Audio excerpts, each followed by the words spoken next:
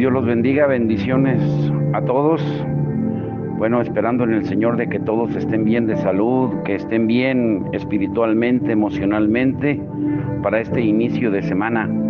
Y como se han dado cuenta, en las últimas semanas hemos estado enfatizando mucho acerca del Evangelio, acerca de lo que significa realmente el Evangelio, lo que es la iglesia, una iglesia que es la novia, que en un futuro será la esposa.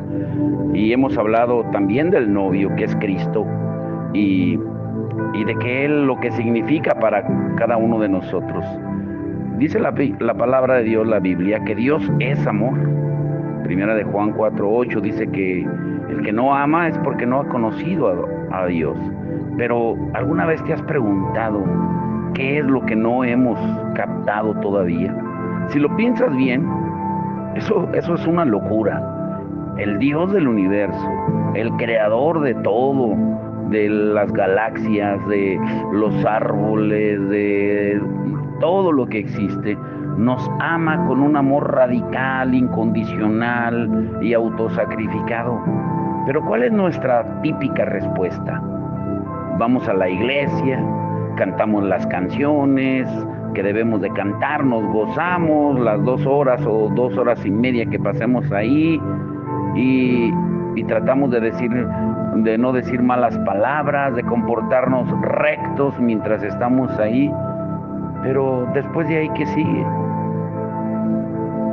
Y aunque no lo digamos, todos sabemos que algo anda mal. Hay algo en lo profundo del corazón que añora, que desea que salgamos de ese status quo, de esa comodidad, de ese letargo espiritual. ¿Tienes hambre por una fe verdadera que enfrenta los problemas del mundo con soluciones tangibles y hasta radicales? Pues si es así, Dios te está llamando a tener una relación apasionada con Él, ya que la respuesta a la complacencia religiosa no está funcionando con la lista de qué hagamos y de qué no hagamos, de qué hacer y de qué no hacer. La única solución es enamorarse de Dios. Y una vez que tú tengas un encuentro con su amor, tu vida cambiará. Por eso, muy atentos en los devocionales en esta semana. Dios nos va a enamorar. Dios nos va a enamorar, como le dijo al profeta: te llevaré al desierto para enamorarte de nuevo. El Señor lo va a hacer de nuevo. Cuando leemos la Biblia en Hechos capítulo 11, al final del verso 26, dice: y fue en Antioquía donde a los discípulos se les llamó cristianos por primera vez. Y lo que resulta interesante es la sencilla idea de que los cristianos no se pusieron nombre a sí mismos. Por el contrario, se les llamó cristianos por parte de quienes observaban sus vidas. Pero yo me pregunto si sucedería lo mismo en la actualidad. ¿Podría alguien observar tu vida o mi vida y llamarme cristiano? Tal vez sería una pregunta humillante para algunos. Cuando a Jesús le preguntaron cuál era el mayor mandamiento de todos, Él respondió: el amor. En Mateo 22, 37 al 40 dijo: amarás al Señor tu Dios con todo tu corazón, con todo tu ser, con toda tu mente. Este es el primero y el más importante de los mandamientos. Y el segundo se parece a este: ama a tu prójimo como a ti mismo. La vida a la cual Jesús nos llama es una absoluta locura, escúchalo bien, para el mundo. Y claro que está bien y es políticamente correcto creer en Dios, porque toda la gente dice que cree en Él, pero realmente amarlo es otra cosa totalmente distinta. Si es generoso dar a los necesitados en Navidad o después de algún desastre natural, eso llama la atención. Pero sacrificar tu propia comodidad y bienestar por otra persona puede parecer una locura. A un mundo seguro y tranquilo. Solamente leer la Biblia, te pregunto, asistir a la iglesia y evitar el cometer grandes pecados, eso es un amor apasionado y sincero por Dios. El procurar no hacer cosas indebidas. Yo me pongo nervioso cuando pienso en cómo no hemos entendido lo que debemos de ser.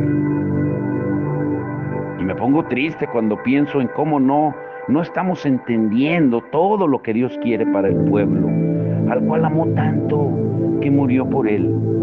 Yo creo que Él quiere que amemos tanto a los demás, que vayamos hasta los extremos para ayudarles.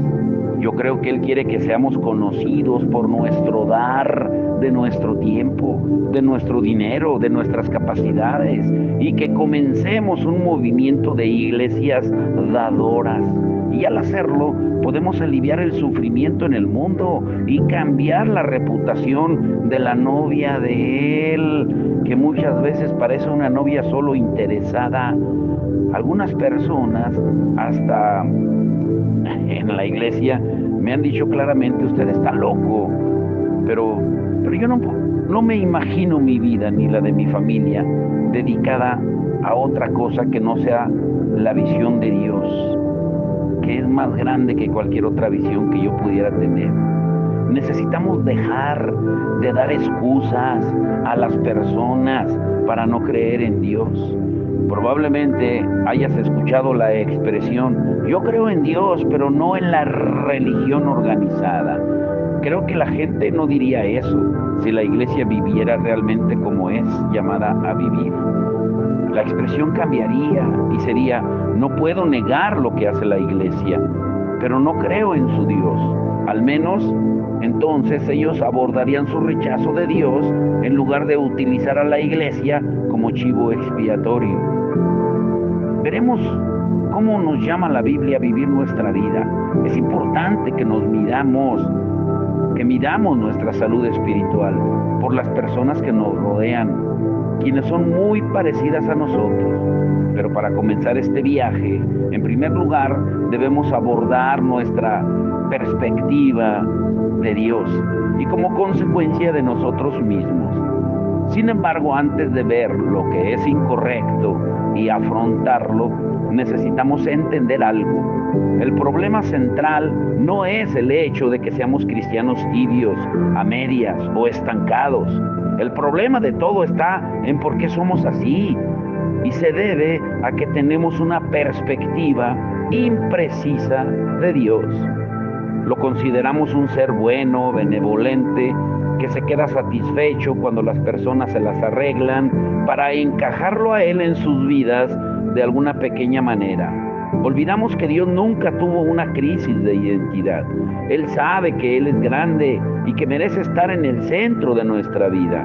Jesús vino humildemente como siervo, pero nunca nos suplica que le entreguemos alguna pequeña parte de nosotros mismos. Él manda a tener todo de cada uno de nosotros que decimos que somos sus seguidores.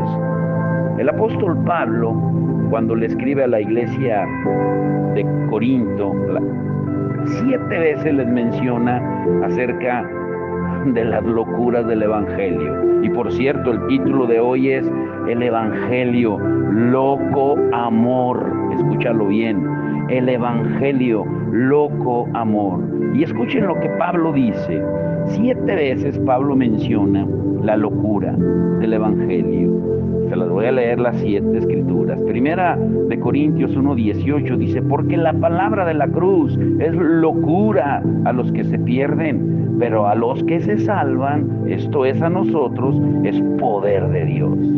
Primera de Corintios 1:21: pues ya que en la sabiduría de Dios el mundo no conoció a Dios, mediante la sabiduría agradó a Dios salvar a los creyentes por la locura de la predicación. Primera de Corintios 1:23: pero nosotros predicamos a Cristo crucificado, para los judíos ciertamente tropezadero y para los gentiles locura.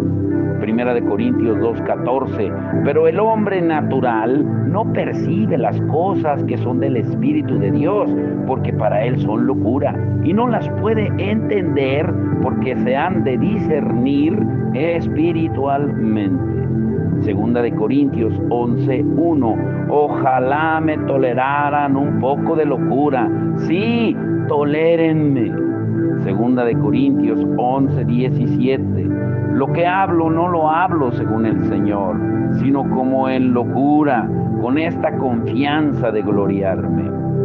Segunda de Corintios 11:21, la última, para vergüenza mía lo digo, para eso fuimos demasiado débiles, pero en lo que otro tenga osadía, hablo con locura, también yo tengo osadía. ¿Se dan cuenta? El Evangelio es locura, es una locura de amor. Ahora escucha bien esto. Si yo te dijera a ti que estás escuchando, deja de orar, y si te dijera que dejes de hablarle a Dios durante un rato, y en cambio le eches una larga y atenta mirada a Él antes de pronunciar otra palabra, que guardara silencio, ¿qué harías?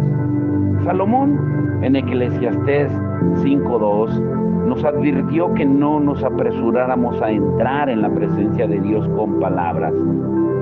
Dice, porque eso es lo que hacen los necios, y con frecuencia es lo que nosotros hacemos.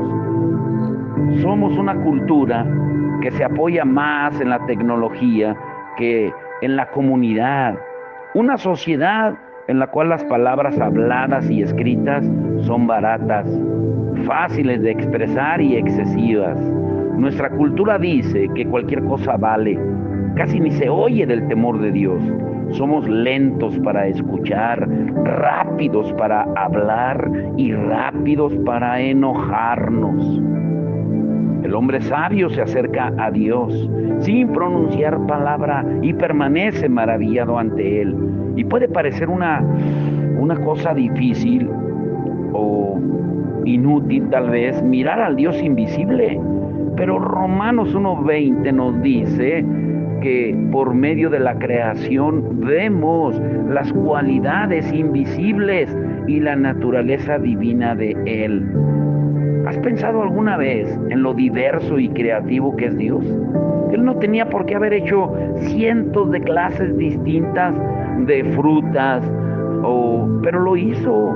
Él no tenía por qué haber puesto 3,000 diferentes especies de árboles en una milla cuadrada en la jungla del Amazonas, pero lo hizo. Dios no tenía por qué crear tantas galaxias que están a millones y millones y millones y millones de años luz, pero lo hizo. Piensa en los diferentes sonidos de las risas de tus amigos, resonantes con resoplidos, silenciosas, altas y odiosas. Todos tenemos un amigo que nos da risa solo de escucharlo. ¿Por qué Dios lo hizo así? Pues porque le plació. Y el modo en que las plantas desafían la gravedad al absorber agua en dirección ascendente desde el suelo hasta sus tallos. ¿O tú sabías que las arañas producen 3 tipos de seda cuando construyen sus telas de araña? Según dicen los estudiosos, que crean 70 pies de seda en una hora, produciendo simultáneamente un aceite especial en sus patas que evita que ellas mismas se queden pegadas a su propia tela. La mayoría de nosotros aborrecemos las arañas, pero 70 pies por hora merece algo de respeto. Los corales son tan sensibles que pueden morir si la temperatura del agua varía, aunque sea solo en 1 o 2 grados. Ahora, ¿tú sabías que cuando se te eriza, cuando se te para el cabello, ese cabello en los folículos, en realidad te está ayudando a mantenerte caliente, atrapando el calor corporal? O el sencillo hecho de que las plantas absorben dióxido de carbono, que es dañino para nosotros, y producen oxígeno que nosotros necesitamos para sobrevivir. Estoy seguro de que tal vez algunos de ustedes sabían eso, pero Pero ¿te has maravillado alguna vez por eso? Esas mismas plantas que se tragan el veneno y dan vida provienen de diminutas pequeñas semillas que se plantaron en el suelo. Algunas recibieron riego, otras no, pero después de unos cuantos días se abrieron paso entre la tierra y brotaron para recibir la cálida luz del sol. O sea, lo que te quiero dar a entender con todo esto, que cualquiera que sean las razones de Dios para tal diversidad, para tal creatividad, para tal sofisticación en el universo, en la tierra y en nuestros propios cuerpos, el punto de todo esto es su gloria. El arte de Dios habla de Él mismo, reflejando quién es Él y cómo es. El Salmo 19 del 1 al 4 dice: los cielos cuentan la gloria de Dios, el firmamento proclama la obra de sus manos. Un día comparte al otro la noticia, una noche a la otra se lo hace saber, sin palabras, sin lenguaje, sin una voz perceptible por toda la tierra resuena su eco. Sus palabras llegan hasta los confines del mundo. Dios ha plantado en los cielos un pabellón para el sol. Esta versión me gusta. Por eso somos llamados a adorarle a Él. Su arte, la obra de sus manos y su creación resuenan con la verdad de que Él es glorioso. No hay otro como Él.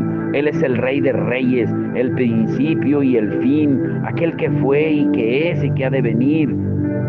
Y ya sé que tú has oído eso antes, pero no quiero que lo pases por alto.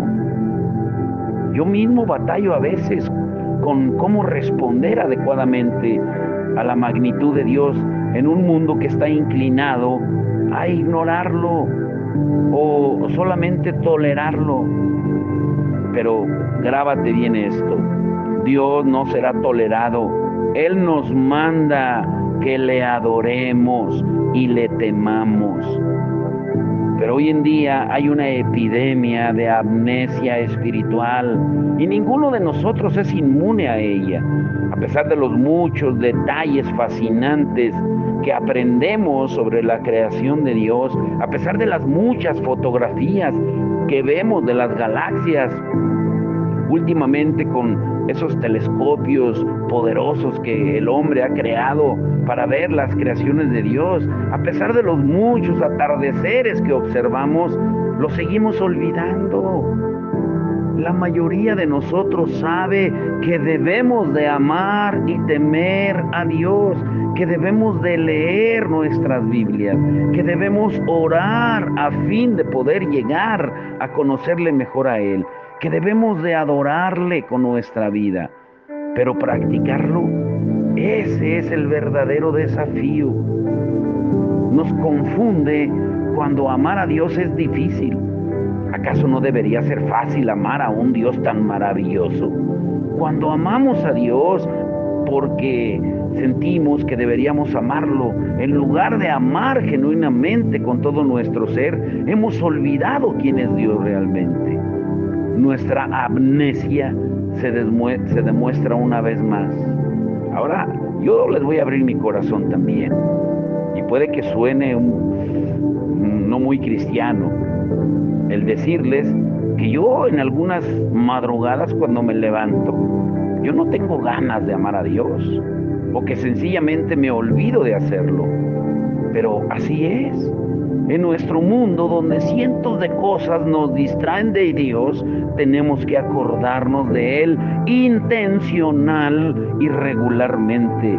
Necesitamos el mismo tipo de recordatorios sobre la bondad de Dios, porque estamos programados para enfocarnos en lo que no tenemos. Somos bombardeados cantidad de veces a lo largo del día con lo que necesitamos comprar, que nos hará sentir más felices, más sexys o más en paz, y esa satisfacción se transfiere a nuestro modo de pensar sobre Dios. Olvidamos que ya tenemos todo lo que necesitamos en Él, debido a que no pensamos con frecuencia en la realidad de quién es Dios. Nos olvidamos con rapidez de que Él es digno de ser adorado y amado. Cuando pensamos sobre Dios, es lo más importante sobre nosotros. Isaías 26:3 dice que Él guardará en completa paz aquel cuyo pensamiento en Él persevere. La adoración es pura o también es vil, según el adorador entretenga pensamientos sobre Dios, elevados o bajos. Y por esa razón la pregunta más seria delante de la iglesia es Dios mismo. Y el hecho más poderoso sobre cualquier hombre no es lo que él pueda decir o hacer en un momento dado, sino lo que él concibe en lo profundo de su corazón en cuanto a cómo es Dios. Si la pregunta más seria delante de nosotros es ¿cómo es Dios mismo? ¿Cómo aprendemos a conocerle? Hemos visto que Él es el creador, tanto de la magnitud de las galaxias como de un pequeñísimo gusano. Pero ¿cómo es Él? ¿Cuáles son sus características? ¿Cuáles son los atributos que lo definen? ¿Cómo vamos a temerle? ¿Cómo debemos de hablarle? Ahora, necesitamos que nos recuerden estas cosas, que son básicas y son cruciales. Primero quiero decirte que Dios es santo. Número 1, Dios es santo. Muchas personas dicen que cualquier cosa que creamos sobre Dios está bien mientras seamos sinceros. Pero eso es comparable a describir a un amigo tuyo en una ocasión como un luchador de sumo de 100 kilos de peso y en otra ocasión como un gimnasta de 1,65 m y 50 kilos de peso. Y a pesar de lo sincero que tú seas en tus explicaciones, pues ambas descripciones de tu amigo pues simplemente no pueden ser ciertas, porque a las claras no son verdad, son mentira. Y la parte absurda de hacer eso con Dios es que Él ya tiene un nombre, una identidad. Nosotros no somos quienes decidimos quién es Dios. Dios le dijo a Moisés en Éxodo 3:14, yo soy el que soy. Nosotros no vamos a cambiar eso. Decir que Dios es santo es decir que Él está apartado y es distinto de nosotros. Y debido a que está apartado, no hay modo en que podamos nunca saber todo con respecto a quién es Él. Para los judíos, decir algo 3 veces demostraba su perfección. Por eso llamaban a Dios santo, santo, santo. Es decir, que Él está perfectamente apartado, con nada ni nadie que se compare a Él. Eso es lo que significa ser santo. Muchos escritores llenos del Espíritu Santo han agotado el diccionario a fin de describir a Dios con la gloria que Él merece. Su perfecta santidad, por definición, nos asegura que nuestras palabras no pueden contenerlo, mucho menos describirlo. Pero te pregunto, ¿no es un consuelo? ¿No te consuela adorar a un Dios de quien no podemos exagerar? Ay, esto es precioso. Número 2, Dios es eterno. La mayoría de nosotros probablemente estemos de acuerdo con esa afirmación, pero ¿has meditado tú alguna vez seriamente en lo que eso significa? Cada uno de nosotros tuvo un comienzo. Todo lo que existe comenzó un día en particular, en un momento concreto. Todo, excepto Dios. Él siempre ha sido, desde antes de que hubiera una tierra, un universo o hasta ángeles. Dios existe fuera del tiempo. Y ya que nosotros estamos dentro del tiempo, no hay modo en que podamos entender totalmente ese concepto. No poder entender plenamente a Dios es frustrante, pero es ridículo que pensemos que tenemos derecho a limitar a Dios a algo que nosotros somos capaces de comprender. ¿Qué Dios tan insignificante sería ese? Si mi mente fuera del tamaño de una lata de refresco y Dios fuera del tamaño de todos los océanos, ¿sería tonto que yo dijera que Él es solamente la pequeña cantidad de agua que yo puedo meter en esa pequeña lata. Dios es mucho más grande y está por encima de nuestras vidas, encerradas en el tiempo y dependientes del aire, del alimento, del sueño. Y quiero pedirte, por favor, haz una pausa aquí, aunque sea por un instante, y glorifica al Dios eterno. Y dile, como decía el salmista en el Salmo 102, verso 12 y el verso 27. Pero tú, Señor, reinas eternamente. Tu nombre perdura por todas las generaciones. Pero tú eres siempre el mismo y tus años no tienen fin. ¿Cómo no estar enamorado de un Dios así? Número 3, Dios es omnisciente. ¿Y esta no te parece una idea que intimida? Dios es omnisciente. No sé si alcanzas a captar la magnitud de la pregunta o del atributo. Dios es omnisciente. Y la pregunta que te hago es la siguiente. ¿No te da temor esto? El saber que Dios lo sabe todo de ti, que cada uno de nosotros, hasta en el más mínimo pensamiento que tengas, aunque ni siquiera pronuncies palabra, Dios ya lo sabe. Cada uno de nosotros, escúchalo bien, hasta cierto grado engaña a sus amigos y familiares sobre quién es realmente. Pero es imposible hacer eso con Dios. Él nos conoce a cada uno de nosotros de manera profunda y específica. Él conoce nuestros pensamientos antes de que los pensemos. Él conoce nuestros actos antes de que los realicemos. Sabe si nos acostamos o nos levantamos o caminamos. Él sabe quiénes somos y lo que pretendemos. Es más, Él sabe si vas a vivir mañana o no, o si vas a morir esta noche o este día. No podemos escapar de Él, aunque queramos. Cuando yo me canso de intentar ser fiel a Él y quiero un descanso, eso no le va a agarrar a Dios por sorpresa. Para David, el conocimiento de Dios le llevaba a adorar.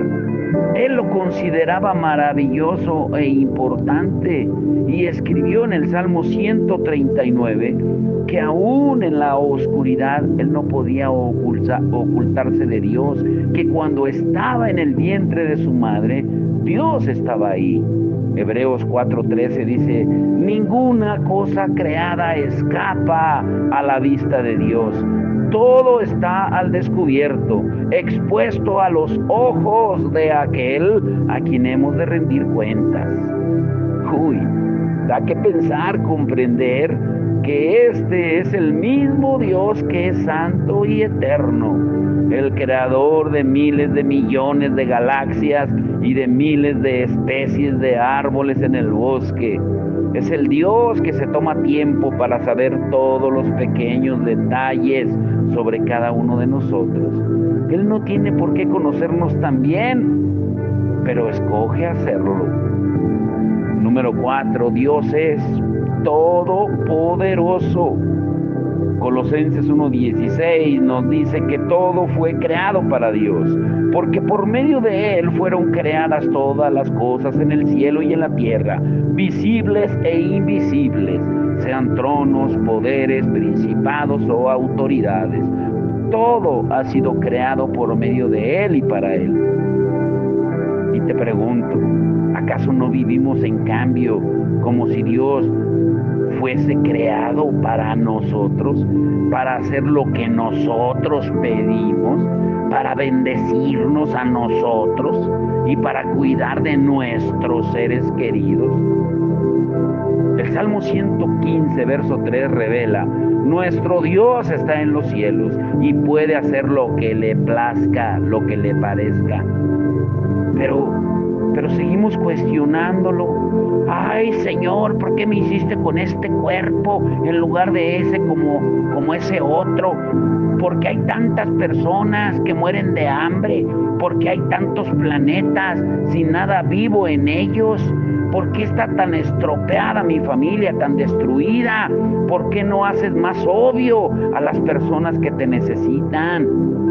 Y la respuesta, escúchalo bien, a cada una de estas preguntas, y podrían ser miles de preguntas, es sencillamente esta: porque Él es Dios.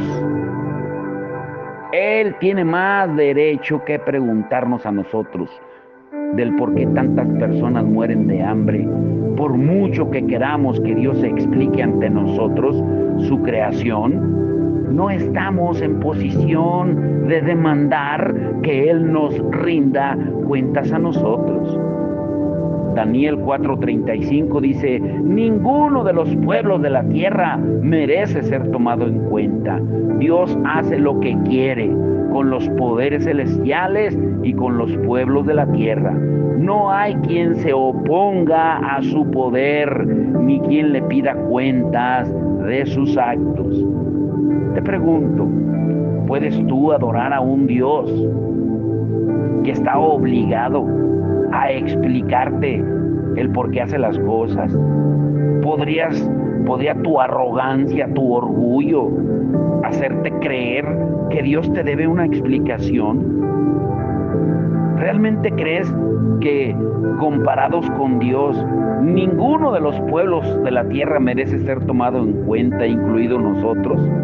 Ay, mis hermanos, por eso no amamos a Dios con locura, como Pablo lo decía, con la locura del Evangelio, porque no conocemos sus atributos, no lo conocemos, decimos que lo conocemos, pero no es verdad.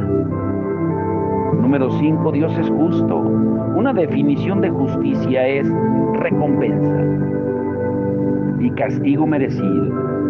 Si nosotros tuviéramos que definir lo que verdaderamente merecemos, terminaríamos con tantas respuestas diferentes como personas que respondan. Pero no corresponde a nosotros, mayormente porque ninguno de nosotros es bueno. No nos corresponde. Dios es el único ser que es bueno, y los estándares son establecidos por Él. Y debido a que Dios odia el pecado y también al pecador, tiene que castigar a quienes son culpables de pecado. Y quizá ese no sea un estándar muy atractivo, pero para expresarlo claramente, cuando tú consigues tener o cuando tengas tu propio universo, pues establece tus propias reglas. Cuando estamos en desacuerdo con Él, no supongas que el razonamiento de Él es el que necesita corrección, es el tuyo, mi amado necio. A nosotros nos resulta muy difícil comprender el odio total de Dios por el pecado. Nosotros ponemos excusas como: sí, a veces soy orgulloso, pero todo el mundo batalla con el orgullo, aleluya. Sin embargo, Dios dice en Proverbios 8:13: yo aborrezco el orgullo y la arrogancia. Tú y yo no tenemos permiso para decirle a Él cuánto puede aborrecernos. Él puede aborrecerte a ti y a mí, castigarnos tan severamente como demande su justicia. Dios nunca va a excusar al pecado, y Él siempre va a ser coherente con su ética. Siempre que comencemos a cuestionar si Dios odia realmente el pecado, tenemos que pensar no solo en la cruz, donde su Hijo fue torturado, burlado y golpeado a causa de nuestro pecado. Nuestro pecado, no hay duda al respecto. Dios odia el pecado y también al pecador, y debe castigarlo, y Él es totalmente justo al hacerlo, pero no por eso lo deja de amar. Nosotros no hemos entendido que un día estaremos delante del trono de Dios. Un día tú y yo estaremos delante del trono y te darás cuenta, como será el título de mañana, que la película no se trata de ti.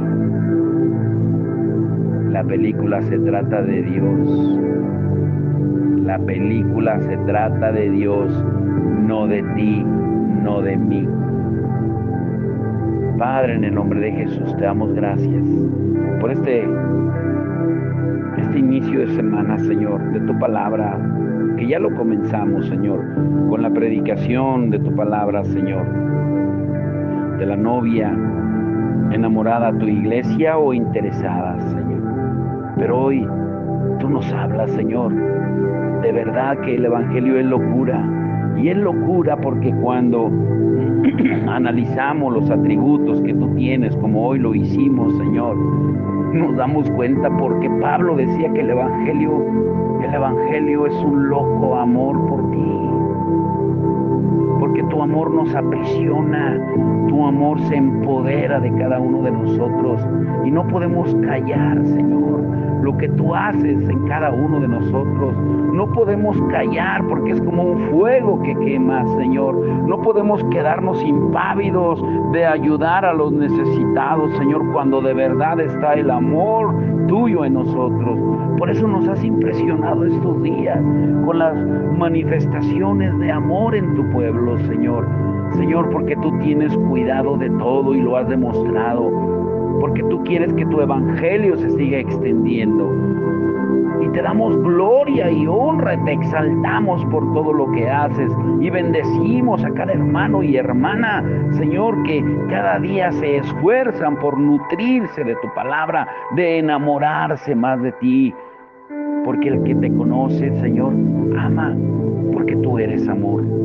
Y cuando tu espíritu está dentro de cada uno de nosotros, no podemos evitar el amar, no podemos evitar el ayudar, no podemos evitar el extender la mano al que lo necesita, porque tu amor nos constriñe, tu amor nos aprisiona, tu amor nos apodera, Señor, para poder hacer las cosas. Y no por nosotros, porque es a través de tu Espíritu Santo, porque te necesitamos a ti para poderte amar a ti, porque tú nos amaste primero, Señor. Señor, hoy yo te ruego que durante estos días, Señor, que nos llenemos de amor, para que el viernes que vayamos al hospital, Señor, a esos lugares donde se necesita de ti, que cada uno llevemos impregnado ese amor tuyo en todo nuestro ser, así como cuando las abejitas polinizan las flores y que llevan el polen en sus patitas y lo van transmitiendo de una flor a otra, que así cada hermano y hermana llevemos el amor tuyo, lo manifestemos en cada persona necesitada, pero no solo de palabras, sino en actos, Señor. Por eso bendice, Señor, la obra de las manos de nuestros hermanos que han entendido que se trata de ti, no de nosotros, que se trata de tu reino, no de nuestra denominación, que se trata de tu evangelio, no de mi predicación, porque la predicación real del evangelio es locura, es un loco amor que lo podemos expresar al mundo con el poder de tu Espíritu Santo. Hoy te damos la gloria y la honra, Señor, y que tú nos sigas nutriendo de tu palabra en el nombre poderoso de Jesús, y con nunca olvidemos que el evangelio es un loco amor, porque es locura para los que se pierden, pero para los que nos ha salvado a precio de sangre es poder de Dios. Te damos la gloria y la honra, Señor, en el nombre de Jesús. Amén y amén.